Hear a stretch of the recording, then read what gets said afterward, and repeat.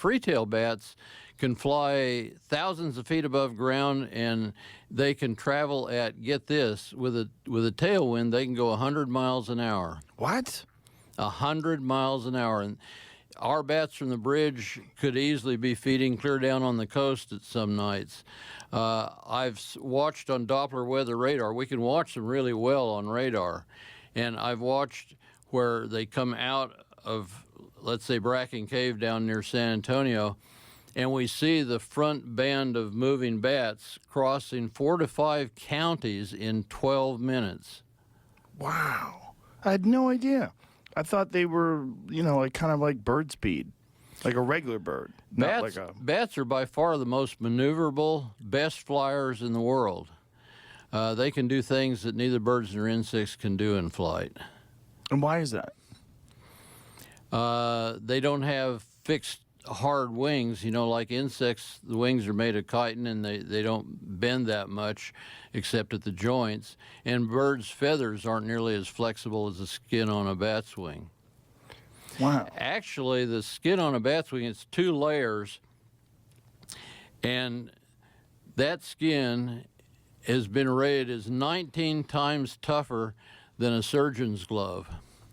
Wow, really? And what's really cool is even if they get damaged badly, it's amazing what their healing powers are. Sometimes a bat can even have a broken wing, and the swelling around the break will act like a cast and will hold the bone in place where the bat still is able to fly and survive until it can recover.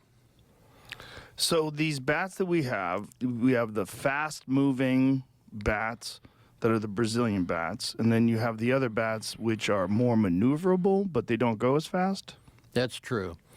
And these bats tend to feed in different types of places. And the fact that these Brazilian bats can make it all the way down to the coast, and then they come back to the bridge at night?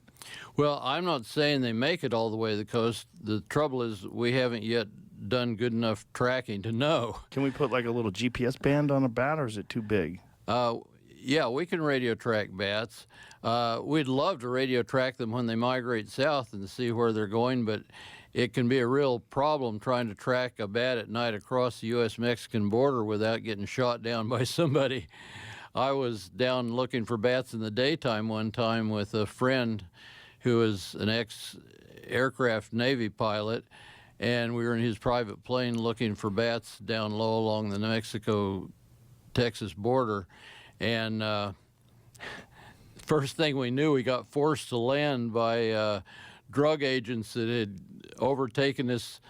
And when we landed, we were surrounded by guys with guns, thinking they had really made the catch of the year, somebody dumb enough to fly in the daytime with his drugs. And they were very disappointed to find out we were just bat people. So when it comes to bats around the world, how much variation is there? I know that there's some really large bats in Asia, right? There's big variation. There's, yes, large bats in Southeast and in Asia. What's Africa. The biggest bat? The biggest bat has a wingspan of almost 6 feet. I have a colleague who swears that the biggest ones sometimes actually get to 6 feet. What is that bat? Flying foxes. There are 200 kinds of flying foxes. Some of them are small and some are big. Look at the size of that sucker. These are really neat bats. And it's not just these great big bats, but one of the world's smallest mammals is a bat. The little bumblebee bat from Thailand weighs a third less than a U.S. penny. Look at the size of that thing. That's in the Philippines? Is that what that is? Is that what it says, Jane? Yeah. These flying foxes are in the Philippines, yes, but they're in a wide area of the old world tropics. We're very concerned about them because, for Go back one, to that photo with the guy next to it, so we can see it. The perspective. No, the one. Yeah, that one. Look at that. That's crazy. I think it's a little too close. Well, forced perspective. That's kind of okay. like holding your fish out a bit in front of you to exaggerate. As I say, but it seems, even if it's a forced perspective, that seems pretty large. You know, I've never gone there and personally seen it, but I'm told that there's a place on the island of Bali where there's a guy that has tamed wild flying foxes that have these nearly 6-foot wingspans.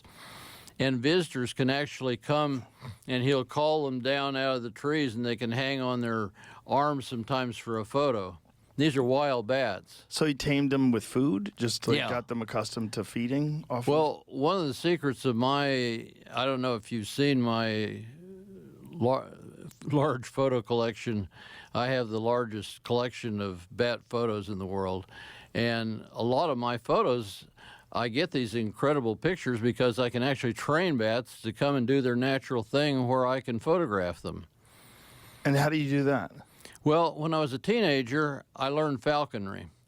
And in falconry, you train the hawk to come back on call for a small reward in your hand. And it's the same thing with bats. You train them to get a reward from coming to your hand. And There's some of your photos there. yeah, Whoa. And what has that little fella got in his mouth? he's got a fig. Now that brings up a whole nother story. Bats like that account for up to 98% of the first seed dispersal into cleared areas in Africa. And as you may be aware, desertification is one of the biggest threats in Africa. People cut down the forests. They abandon the land after a few years when it's not any longer productive. And then you very much need something to reseed it. And these fruit-eating bats are often badly over-harvested for human food, and most recently because they've been wrongly blamed as the source of Ebola. And when that happens, people don't tolerate them anymore, and there goes the seed dispersal that people need if they're going to continue to have viable land. Now, you just said over-harvested for human food. So it's really common that people eat bats. I know that was the wet market theory initially out of the Wuhan area, that people were eating bats.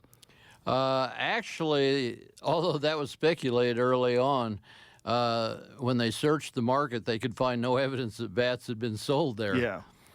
But bats, there's evidence that bats were eaten at one time by American Indians. There have been clay pots found full of bat bones that look like people were cooking them up to eat. But in memorable history, there hasn't been bat eating in the New World. But In memorable history? What do you mean? well, what I'm saying is there is evidence that American Indians occasionally ate bats.